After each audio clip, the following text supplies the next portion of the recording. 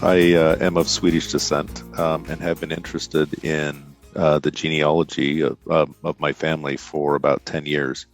And I have known for about 10 years who that first immigrant was. And he's a gentleman who was named Gustav Larsson, or he went by Gust Larsson. But I had only tracked him basically from about 1870 forward, when the records in the Americas were available. And so I was at a wall, and that's really why I signed up and joined this group, as far as being able to search back into Sweden, because I didn't know what I didn't know. I was really looking for help to make a connection that would get me a location back in Sweden, but I didn't know how to get that connection there. And so I really signed up looking for help, and then also to, of course, trace my genealogy as far back into Sweden as I could. How to maneuver the websites, and the basics of what to find in the website. Yeah. I knew that the household records, because that's the only thing I had really done in any of them. The household records, the births, the deaths, and the marriages. Yeah. But I hadn't done anything beyond that. Yeah. Okay. Gotcha. And hopefully we met your expectations on that. Absolutely. Okay. Yes. Good. Yes. Absolutely. I'm glad to hear that. Yeah. And I learned more about each, Yeah. things too. So I have a great grandmother who was 21 when she emigrated from Sweden and came to Chicago in 1896. And my mother was very close to her. So she helped raise my mother. And she died 3 weeks after I was born. So there's always been a little bit of a connection with this great grandmother for me. Yeah. We had a handful of letters from her. But I did not know much about her life in Sweden. Yeah. So I was really curious about what life is like there, and life on the farm, what the farm was like, what the family farm was like. She was always encouraging in her letters, encouraging her niece to come to the United States. And she would say things like, it is much easier to be a maid for a family in Chicago than it is to work the fields at home. Yeah. So I was always believe that about that.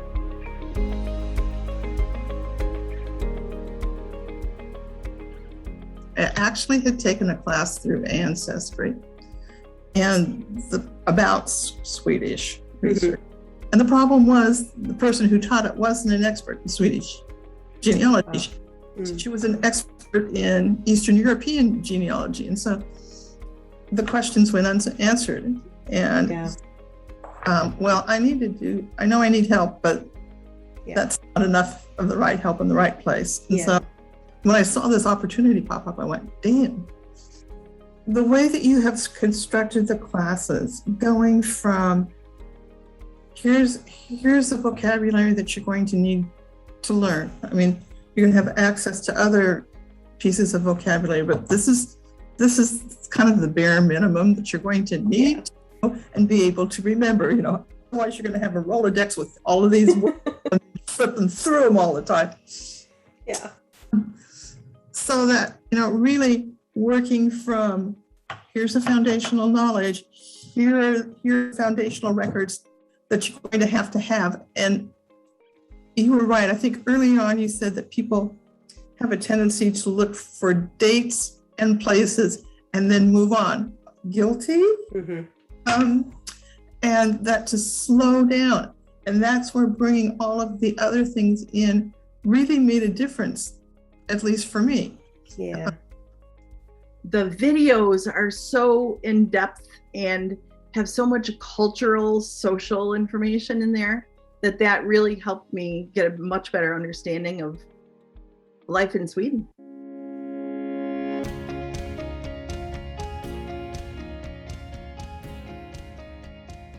Prior to being involved in this program, I had absolutely zero understanding of the Swedish language. I had no ability to read. However, I had such fond affection for my father and his background and his roots. And yet he held very close to himself his life experience. And yet a lot of his experience, I know, was part of my experience. Yeah. And I had to find some things out for myself. I had a fact here, an understanding there. I had a little bit of family lore, but they were not enough strands that I could stitch together any kind of garment that made any sense. Yeah. And I felt as though that I wanted to do this. And if it was going to happen, I had to venture out on my own. Mm-hmm. And any forays into research was like a firecracker, a quick fuse, it exploded, and I had nothing as a result. Mm. And it became apparent to me that I had to get some professional assistance. I had to benefit from somebody who could guide me along the path. Yeah. And involving myself in searching Sweden, I became so benefited by a clear presentation. I learned the essentials of genealogical research. I came to learn where are the archives located, and what are the core documents that are going to reveal to me the information that I've been pursuing. And then thirdly, what was very important was how to navigate among all of these records. I mean, I was familiar with Ancestry, I was familiar with MyHeritage, I was familiar with Family Search, and I'd seen a few of the Swedish documents because they appeared on them, but I hadn't a clue as to how to access them. Mm-hmm. And to find them, how the heck do you look stuff up? Yeah. Yeah.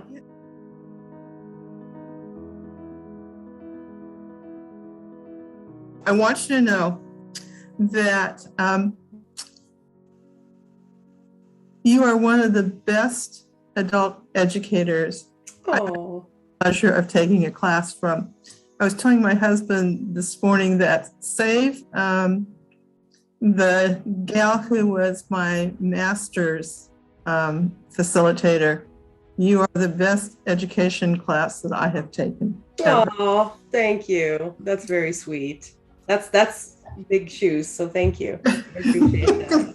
Yeah, I love teaching, and I think that shows. I think that's what it is. It does show. Mm-hmm.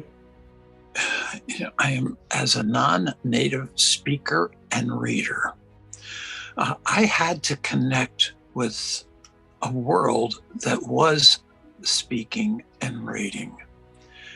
And I've determined that I cannot see that as a barrier, but rather I have to find the person whose hand I can hold, whose other hand holds the hand of the native speaker and reader. And now I have found that connection where Caroline has become the conduit that allows me to have a oneness with with those that have lived the life as native readers and speakers. And so I can enter now into their world. And it was not a barrier, but it was simply finding the right conduit that allowed me to enter into that world. And now I get to enjoy the beauty, the uniqueness, and understand a little more fully the culture from where I was derived. That's a lovely way of putting it, actually. The conduit. I love that imagery that I just had in my mind. Thank you. That's a lovely way to put it. That's what it is. You know, we can live with barriers, or every problem comes with a solution. And so we can live in the world of being checked and prevented. Or we use our energy to find how can we solve.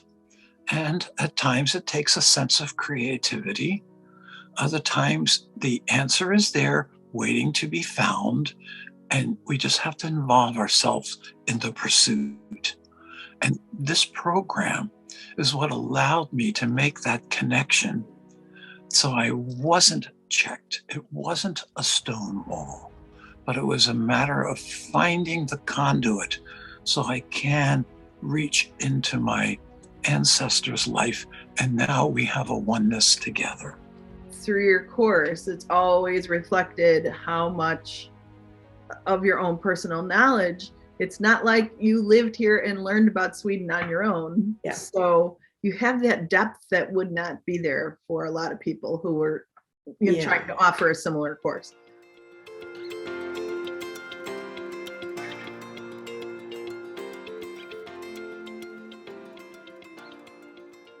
I think so.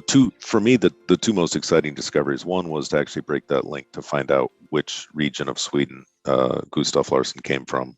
So that was the first one that just really, genuine excitement. Like pulse high. It's exciting to get that bit of data. And then the other one was identifying why he had emigrated as a fifth generation American. I'm always curious why, what brought an ancestor to the U.S. or what brings any person to the U.S., especially in the it was during the Civil War, 1863. Why would someone from Europe who was not involved directly in this conflict want to come over to a country right in the middle of a civil war? Yeah. So there was a lot of questions about, the why. And one of the exciting discoveries in the records, and it was I believe it was in the moving records, where he had asked to be able to move to Stockholm from Gränna, and another woman in the same region or in the same city said that he can't move. He's being blocked from moving because he has responsibilities here. As she was pregnant and had a child a short time later. So it was pretty clear just based on her trying to block him moving to Stockholm that he had fathered an illegitimate daughter.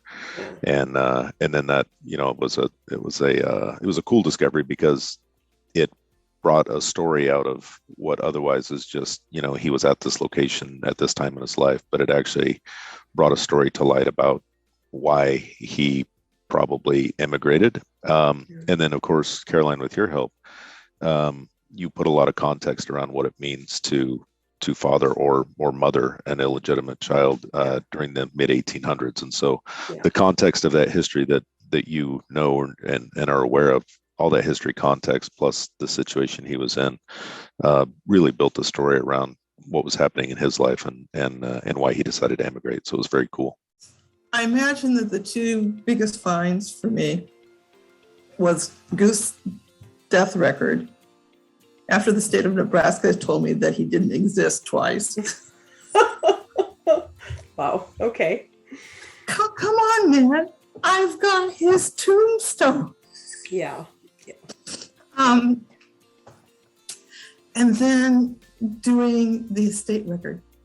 The estate record. Yes. Love that. What an eye opener. On the course, I learned about the farmlands section, and I need to spend a lot more time. I looked into it a little bit, but I need to get further down into it because most of my relatives were farmers. Yeah, so the land reforms are going to be big. Yes. Caroline, I'm probably one of your oldest students. And I have in my background education, and I know what it means to pursue information and to do research. But to personally experience the aha moment. Yeah. My father came to the United States unaccompanied as a 16-year-old.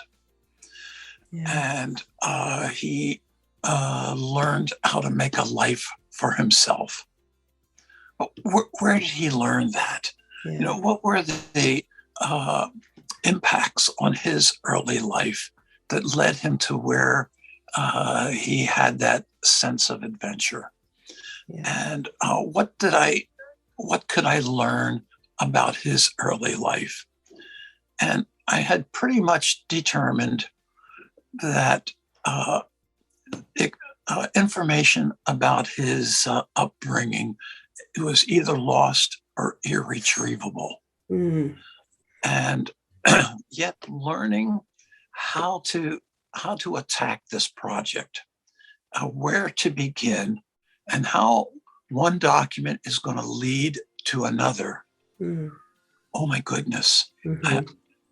I thought that I would never find a birth certificate for my father. Yeah. And yet, within just a few months, I was able to get some validation about, when he came into this world and what were the circumstances. Yeah. And again, these documents that give you some information that kind of hands the baton off to another document, that widens your understanding, that takes you to another document. Yeah. I have archived over 40 different documents for my father's first 16 years of his life. Yeah. And that's huge. It's huge. It's huge. Mm-hmm. One was that I did learn through the course about the Swedish American Newspaper Archive at Minnesota Historical Society. And so just as soon as we finished that lesson, I just went online and I put in my grandfather's name. And the first page that came up, well, first of all, there was a hit. So the first hit I opened was an announcement of my grandmother and grandfather's marriage. Yeah. On that very first page. And also that there was an advertisement on the same page where he was managing a photo studio. Yeah. So that was like, the first hit. That was like, okay, this is good. This is cool. Yeah. And then I kept exploring on that newspaper archive in Worcester, Massachusetts. And between 1906 and 1908, I found 86 hits. Wow. For his name. Wow. And most of those were ads for the photo studio that he managed, which also, of course, included a photo of him, which I have plenty of, but, that was a photo that I hadn't had. Also, I found 4 other newspapers outside of Worcester that had their wedding announcement. So that again confirmed cool. what we knew. But what was most exciting about the newspaper archive was that I found their home address in Worcester for the first time. And I hadn't really, I'm sure I could have found it in census records and city directories, but I hadn't looked. Right. And so, but I'd always wondered, where did they live in Worcester? Because that was one of the first places that they lived in the U.S. In fact, they got married in Worcester, Mass. So that was one of the most exciting things, because I was able to then go on to Google Maps and actually find a photo of the house that they were in. And it was a triple-decker, New England triple-decker. So that's like the classic the classic immigrant experience where, you come and you live in a triple-decker. Yeah. So when I lived in Boston, I lived in a triple-decker as well. So that really resonated to have the actual address and to see a picture of the house. And the reason I saw the address was that he had won a pillow at a raffle in the church. And they had just listed people's addresses for the winners, Wow, okay. So that was fun. And I also learned from the newspapers that he performed in 3 church concerts. He played the flute, which I have, actually. I have a flute. Or maybe it's a piccolo. I'm not sure. Yeah, okay. Yeah, I think it's a piccolo. Okay. Right? It's small. Yeah, the small flute, yeah. Yeah, so I have that. Ooh. And then he also wrote a letter to the editor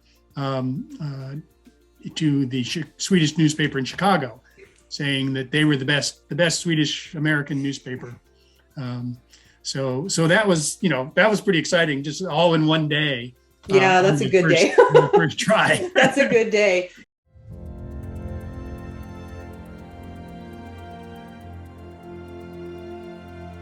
Just getting thumbnail sketches on some of the prior generations, they were all largely tenant farmers. And finding now that my great-grandmother married to a gentleman that similarly was a tenant farmer, and sadly, he passed at a relatively early age. Yeah. And so my great-grandmother with her sons continued that particular work. But then getting one household examination record. And all of a sudden, wait a minute, whoa, there was a change. That she was no longer solely in this industry of farming, but now she's running a boarding house. Mm-hmm. Mm-hmm. We talk about the American dream, how we want to succeed, but this is a Swedish dream. Yeah. This is a dream that transcends nationality, that we all are wanting to pursue a better life and pass that on to our children. Yeah. And I saw this transition in my great-grandmother, who was a strong woman and who found life in widowhood and made life better for her children. And that just got passed down.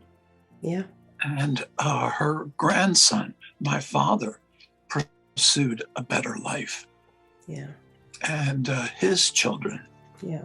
are living that better life. Wealth is really in context because, I imagine for the times he was probably middle class, even though he lived on a farm, he was probably middle class. And the only thing that I have a question about now was, one of the words that you translated for me was, that it was a threshing machine. Mm-hmm.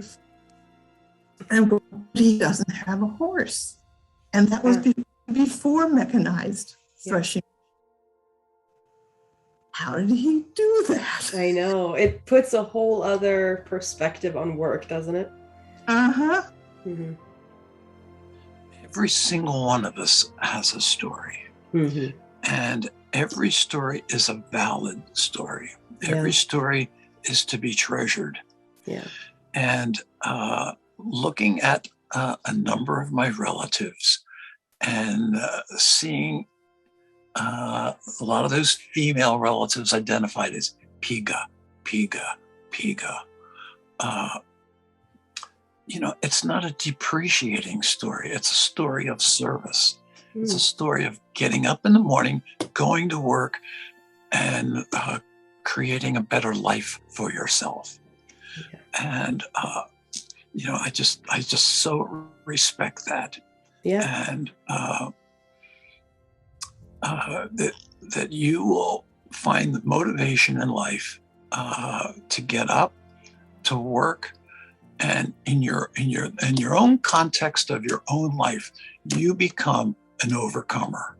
Yeah. You will meet the challenges of your day, and you won't let them distress you.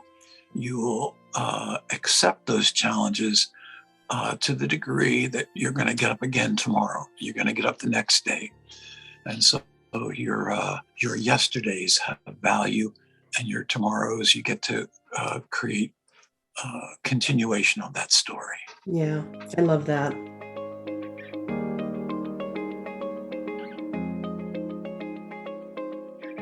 Yeah. This course for me was very good. First of all, to help me realize how I really don't stay on track very well. So down the rabbit hole. Yeah. Oh, absolutely. And I do think, there's so much benefit to coming up with your question and following through with that one question to find those things. Yeah. And so helping me to develop some of that discipline is good. I still go off on my tangents. I can't. Oh, it happens, but Yeah, it does, yeah. but we can try. That's right. Yeah, no, I think that's part of the danger, is that you get so sidetracked easily. Right. New stuff that you find, it can be very hard to be focused. And I think a lot of people just get completely sidetracked, and then they forgot what they were asking in the beginning. and I think that has been my research style, because I just sort of do what's been easy. Yeah. So learning about the Swedish archives and how much is there, it's just incredible to me. And, you know, of course, there's a language issue, but you make that so easy with the resources we have to deal with the language. And, you know, you start to learn the vocabulary for the key words, and it becomes more and more familiar in no time.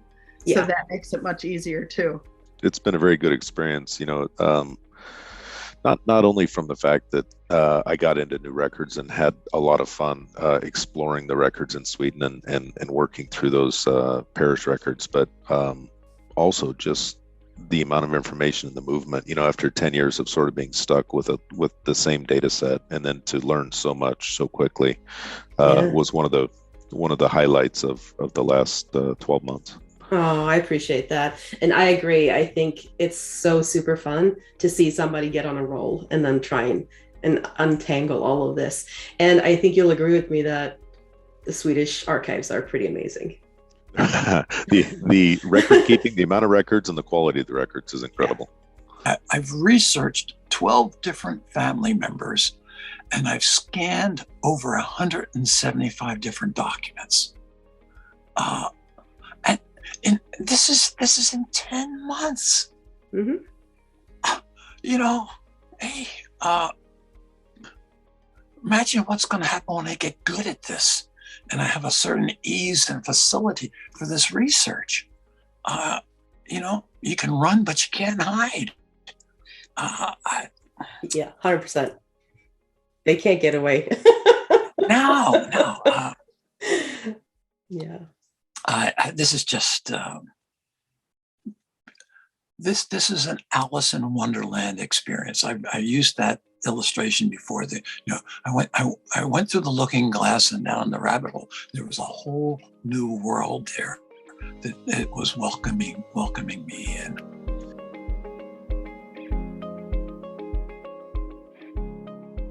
Savor the moment. Love that. Okay. That as you're doing the research, don't be so quick to move on. Do you really have everything that's there? And if it's not there now, come back and revisit. Yeah. So I would say for newbies, it's important to just keep track of what you're doing yourself, but also keep records of where you found the information so that somebody else could also find the information. Yeah. I mean, that's really basic. But it's excellent. Excellent advice to remember, because I think especially newbies, they get so excited by the hunt, and that's understandable, but then they go so fast that they just sort of grab at each piece of information they see, even if it's not quite documented right. And then they get off track, right? Professionally, I was a planner. So no surprise. So, kind of setting down what you want to accomplish and keeping track of your progress is kind of what I've been doing for the last 40 years. Yeah. But I do think it is important to two things. One, to keep track of what you're doing, so the whole research log idea, what do you want to accomplish and how far did you get today? And then secondly, being organized in terms of sources. Yeah. And I know that's, kind of the biggest problem with amateur genealogical research.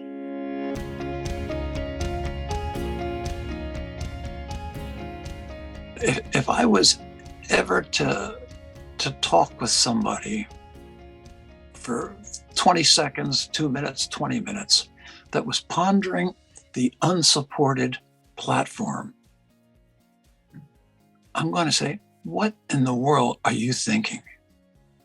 You have got to be out of your mind, because I lived there. Okay.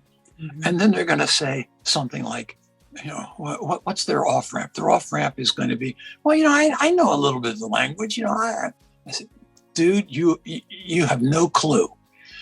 Or I've got a friend or a neighbor that can help me go through this. And I'm going to say, you want them to stay your friend? They'll help you 2 times. And after that, they're going to say, you are. That's a even the one-sided native relationship. Yeah, right. Even the native speaker, and I've given this some thought. Mm. They are not versed in what I'll call historical language, or the jargon or the abbreviations. And you're going to spend all your time trying to get up to speed, and you think you're going to save yourself a few bucks, and you're going to say, what was I thinking?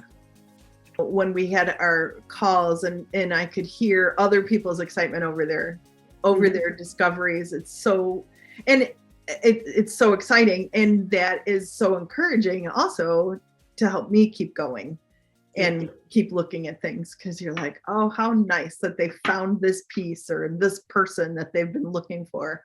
That's pretty cool. Yeah. And you know what I've heard too, which is a big thing, it's that people like the group calls because they get to celebrate their discoveries with people who get it. Yeah, people who care. And because their families are like, don't tell me any more about this. I don't want to know. Exactly. That's right. I know. My husband will say, really? Cemeteries? You're going to talk about cemeteries? So that's been like the number one response that I've gotten, is that, oh, they get it. It's so nice to have this group of people who are celebrating with me, who is like not rolling their eyes at me when I bring it up. Right. I think that's true. I think the most important would be the help that you provide, as well as the other classmates.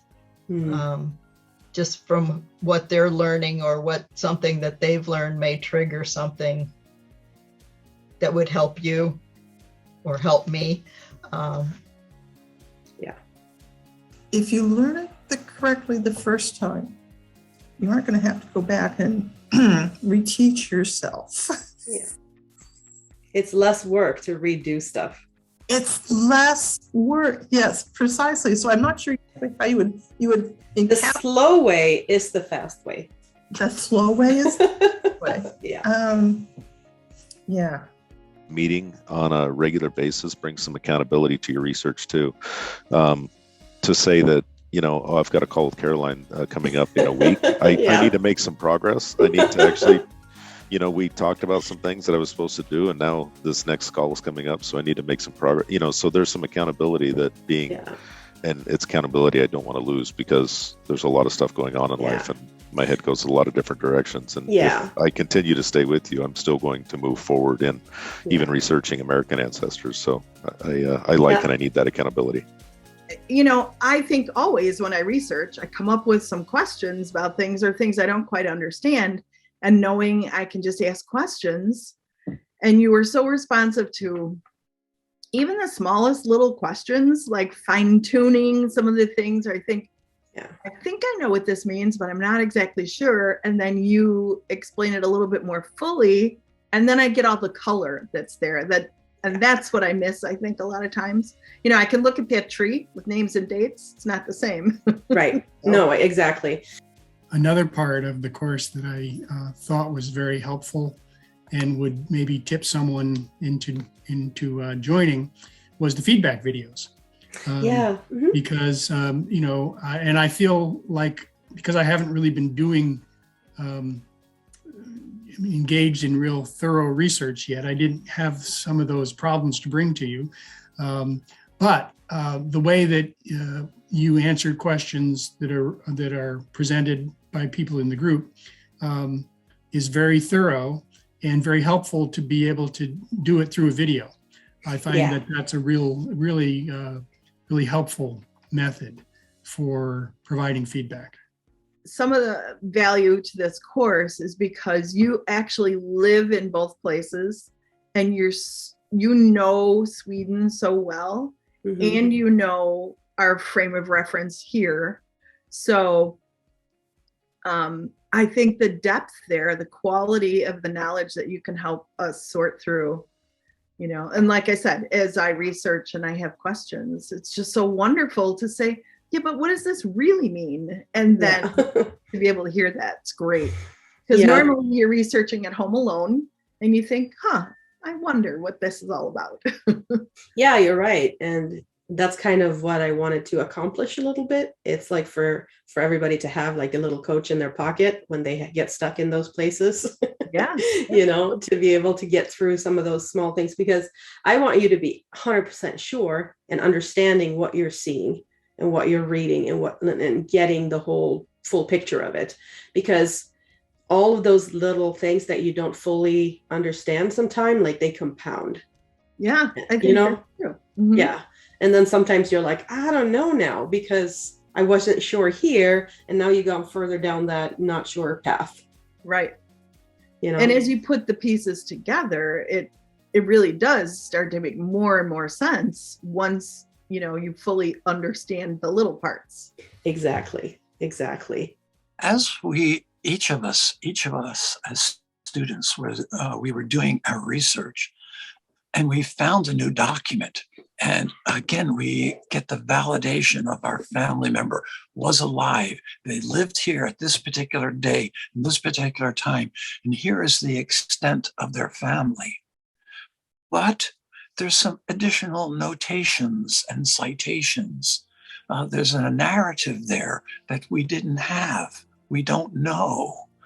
And yet, in a microcosm now, we make the connection with our leader, and she opens up the world to us and helps us to understand that narrative and puts flesh on the bones that my great-grandfather served in the army. Mm-hmm. And by virtue of serving in the army, he gets an additional name. Mm-hmm. That name is my name. Mm.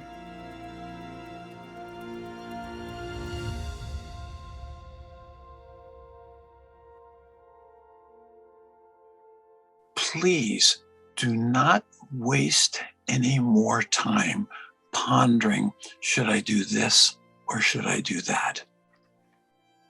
The sooner you get involved, the sooner you're going to unearth some treasures about your family heritage. I felt like I have a reasonable education. I should be able to venture into this arena. But it would be like trying to dig a hole with a spoon. Really? You think you're going to make progress? When you involve yourself and you get into what I call this supportive learning environment, it becomes so rich. And believe me, I had a certain hesitation at the outset because I knew so very little. And I felt like I was going to go into a class and I'm going to be so far behind everybody. Mm. But from the very beginning, and having these group Zoom meetings, right away, I felt like I belonged in this group. Mm. I wasn't so far behind everybody. We were all at step one, and we learned from one another. We supported one another. Some of the finds, some of the discoveries that my classmates unearthed became beneficial to me. Yeah. And I hope that I tried to offer some encouragement to my fellow classmates. That all of a sudden, the research discovery became almost like the Easter egg hunt. Yeah. You know? I started finding things that I didn't know were discoverable. And so if you're sitting on the fence and you're not sure if really this is the program for you, from my experience, I'm assuring you that you got to take the plunge. You will surprise yourself as to what you're able to find. And believe me, you're not in this alone. That you have this safety net and you have the benefit of those, and particularly Caroline, who has walked this path before, that's not going to let you get lost, and it's not going to let you go down a trail and say, what am I doing here? You're not going to encounter something that is just so foreign that you're lost. Give it a try. And I think you're going to say, why did I wait so long? Yes, I would recommend searching Sweden because of the people. And so, that's, it's not a surprise. That's how we, choose a lot of what we do, is the people that we're going to be doing it with. And so, first of all, I would say that you, Carolyn, have been a great facilitator for the course. That you're genuinely knowledgeable and genuinely enthusiastic. I try. Excited. That other people are doing. And also, as we alluded to earlier, I think the situations that the other folks in our coaching group presented was also useful. Yeah. And not only in terms of what you suggested to them in our conversations in the coaching, but also just kind of the way they were approaching the research that they were doing. And I would say that, among the group, it seemed like I was probably one of the earliest in the whole process. People had been researching for years. And I feel like I really haven't started in earnest yet. So it was helpful to just be in a group that was so engaged and knowledgeable, and with your enthusiasm, kind of carrying it all forward. I would say that this program is fantastic if somebody is truly new to Swedish genealogy, that this is just a fantastic opportunity to learn and to get help along the way. For people who have done some research, it's the learning about the stories, the history, the what to do, the holidays, and what to do if you're going to visit Sweden. Yeah. Which I found very interesting, because that's on my bucket list of things I definitely want to get to see, the 2 areas of Sweden that my family came from. I mean, I really think if I was going to do any research, any Swedish research, the course makes such a difference, because first of all, just to discover things out there that I never had any idea existed, that were easy to find and easy to use. I mean, the Swedish records are just so detailed and so vast. Yeah. But it's the support that makes all the difference in the world. And then having a group, that's very nice too.